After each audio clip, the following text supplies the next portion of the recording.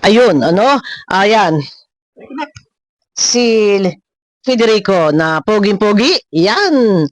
Ang ating topic ngayon, guys, ito ay yung patungkol dun sa pera ni Reyna na hinahabol. Nino, ay yung mga nagwakwak na hindi naman sila, yung pera, hindi naman kanila, hindi naman sila yung nagbigay ng pera para dito kay Reyna kung hindi nilikom.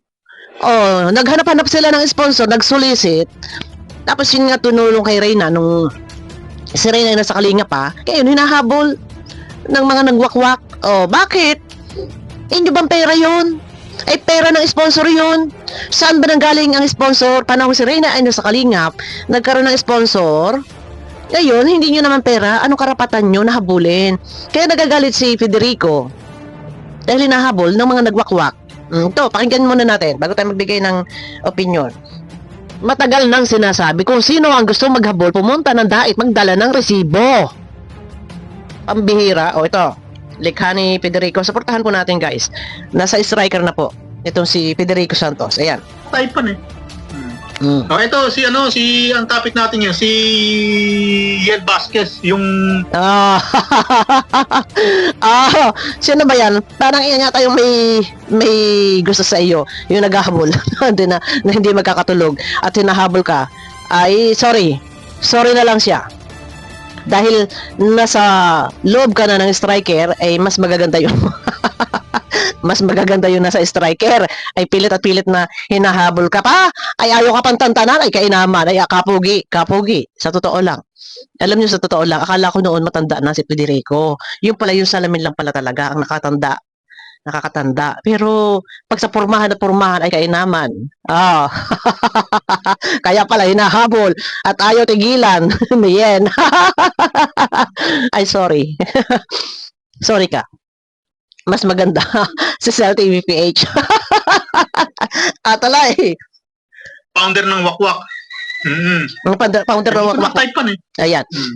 Ito si ang topic natin yan, si Ang pogi niya, Yel Vasquez, yung founder ng Wakwak. Founder talaga ng Wakwak. Yung ng Wakwak kay Reyna. Sa Pilipinas ng Kalingap na winakwak nila. Nasa Pilipinas na, umuwi. Yun. At ito, bumabawi ng pera. Pero, puro daldal. Binabawi yung pera na ito ay yung pinadala kay Reyna ng mga sponsor. Hindi naman niya pera yon, ay naghahabol sa pera. Ano ba ang sabi noon pa? Kung merong hinahabol, mangyari lamang na pumunta sa dait at magdala ng resibo. Bakit hindi sila pumunta ng dait at doon, Federico Santos, balugbugan mo?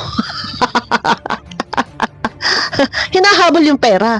Ang tanong, hindi naman yan kanilang pera, di ba? Kanilang bang pera? Hindi. Ginamit si Reyna, nung time na si Reyna ay nasa kalingap, kinalakal si Reyna. Kumuha ng mga sponsor, kasama itong Rowie name, nag-solicit, tanahon yan nang nasa kalingap, si Reyna. So kinalakal si Reyna. Ngayon may naipong pera, ipinadala kay Reyna. Hindi naman nila pera yon. Pera ng sponsor. Ay paano? Ano karapatan na maghabol? Pag naibigay na, wag na habulin. Ngayon, kung gusto namang habulin, ay di ba nga ang sabi ni Kuya Bal, mangyari lamang pumunta ng dait. Magdala ng resibo. Yun lamang Nasa Pilipinas na nga. Daldal pa ng daldal. Ayaw na lang pumunta ng dait at doon niya bawiin. Tama! Di ba? Punta ng dait, magdala ng resibo. Kung talaga sa kanya nakapangalan kay Yen, ang pera, edi pumunta ka ng dait Yen. Doon mo hanapin, doon mo habulin. Hindi yung putak ka ng putak. Putak ka ng putak. Bakit hindi ka pumunta ng dait at doon mo habulin kung anong gusto mong habulin? Baka naman ibang hinahabol mo. At ito si Federico Santos ang hinahabol mo. Iba talaga.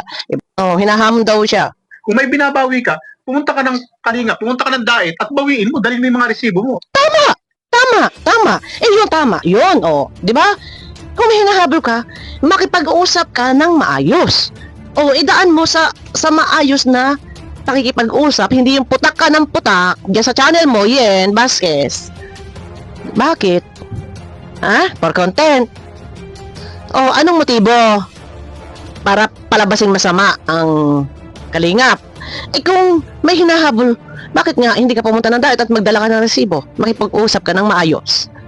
Ha? Yun lang, napaka-basic. Magdala ka ng resibo. Ay, ang problema mo nga, ang perang iyan, gamit na gamit yung si Reyna noon, na pinaglilikom ng pera. O hindi nyo pera. Kaya wala ka sigurong lakas ng loob na pumunta ng diet para magdala ng resibo. Napaka-basic ba? Napaka-simple ba? O, bakit putak ka ng putak for content? O, tuloy. Ayan o, pakinggan natin ha. Kilala niyo yung boses na to eh. Hindi po pwede, hindi. Ayoko na pakita ang mukha eh. Baka Nakaka-allergy. Alam mo naman yung mga yan. Ayaw mo talaga siya makita. Pero, pero in fairness, hindi po siya lolo. Para siyang mga nasa 40, 45. Kaya siguro hinahabol, nagwawala. Dahil siguro ikaw ang inaano eh. Ay, bakit magangani?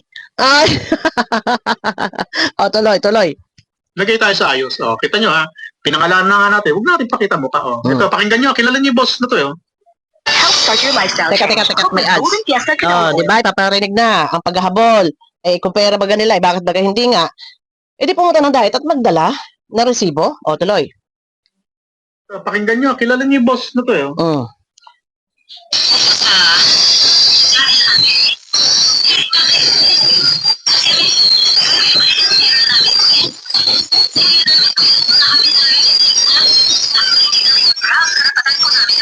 Pera daw nila yun. Wala daw silang naririnig na update ni Kalinga Prab. So, karapatan? Pera daw nila yun. So, wala daw silang naririnig na update. Baka daw makalimutan. Bakit nga hindi kayo pumunta ng diet? At magdala kayo doon ng resibo.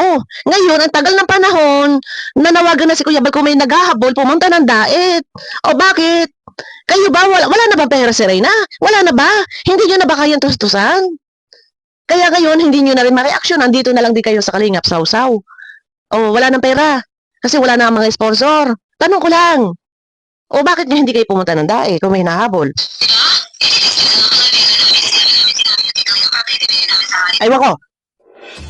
Ano, Yen Vasquez, pumunta ka sa diet. Dalahin mo yung resibo. Kung sa'yo nakapangalan. Kung ikaw ang nagpadala. Pero bago ang lahat, tanungin mo na si Founder Ann. Dahil sa pagkakaalam ko,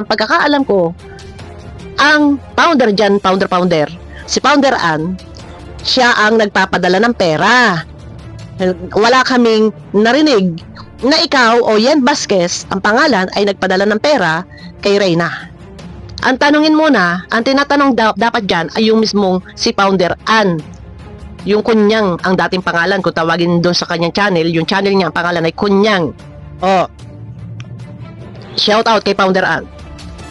Ngayon, ang naririnig, ang alam ng tao ang nagpadala ng pera ay ang team ni Founder Ann at walang narinig na si Yen Vasquez ay nagbigay ng pera kay Reyna. Kung kayo man ay nagbigay at sinasabi mo may binigay kang pera, Yen Vasquez, hindi mo pera yon, pera ng sponsor yon. Ngayon, nun pa, nagsasabi si Kuya Bal, kung may hinahabol, pumunta ng diet, dala resibo. O bakit hindi ka pumunta ng diet at ngak ka ng dyan? Parang lumalabas na gusto mong pasamain si Kalinga Prab. Palalabasin mo, masama. Palalabasin mo, inipit yung pera. O inari yung pera, inangkin yung pera. Yun na mali ka dyan eh. Pumunta kayo na diet dahil sinasabi na yan, kung may naghahabol, pumunta kayo ng diet, magdala resibo. Pero wala kaming naririnig doon na Yen Vasquez nagbigay ng pera. Meron man nagbigay, sila Founder Ann. Kaya sila Founder Ann dapat tanungin. Kung sinasabi mo may binigay kayo, baka hindi mo pera, pera ng sponsor. Yun. Di ba? Punta lang kayo ng diet, ha? Ayan na, hindi na natin ito tatapusin. Yung gusto manood, panoorin niyo po dito kay Striker Federico Santos. Malinaw yan. Naghahabol ka sa pera? May pinadala ka ba na galing sa pera mo? Wala kaming narinig na ikaw, Yen Vasquez, ay nagbigay ng pera kay Reyna. Wala. Meron kaming nalalaman na nagbigay ng pera yung kila Founder Ann. Okay? Kasi dyan sa vlog mo, para lumalabas dyan na inipit ni Kalinga Prab yung pera. Hindi nag-update si Kalinga Prab ng pera. Di ba pangit? lumalabas doon kung sa ibang hindi nakakaalam or walang alam sa kwento, lumalabas doon masama si Kalinga Prab. Pero noon pa sinasabi kung may hinahabol, pumunta sa dait. Yun lang, napaka-basic. Hindi kailangan ngak-ngak for content. Oy, mali ka dyan. Punta ka ng dait. Napakalinaw ng sinasabi ni Federico. Kung may hinahabol, makipag-usap ka ng ayos. Yun lang yun. O, di ba? Napakalinaw eh. Magdala ka resibo. O, yun lang yun. O, yun na. Abangan nyo ko guys sa aking next video. Pwede nyo panoorin po kay Federico Santos, yung kabuuan video nito. Napakaganda naman ang kanyang pahayag dito. Na kung may hinahabol nga naman, bakit baga hindi nga pumunta ng dait? At magdala ng resibo at makipag-usap na lang ng maayos. Hindi kailangang ngak-ngak. O, di ba? O, ngayon, isipin nyo, ano ba? Bakit ganyan ang mga kaisipan nila? O, di ba? O, yun na guys. Abangan nyo ako sa akin na next video. Mega love shoutout. Pakiclick naman po ng thumbs up. Napaka-basic lang eh. Punta lang doon. Magdala ng resibo. Makipag-usap ng maayos. Yun lang yun. O, di ba? O, wala ka kasing resibo na nagpapatunay na ikaw o pangalan mo ang mismo nag-sponsor. Wala. Bye-bye. Abangan nyo ako sa akin na next video.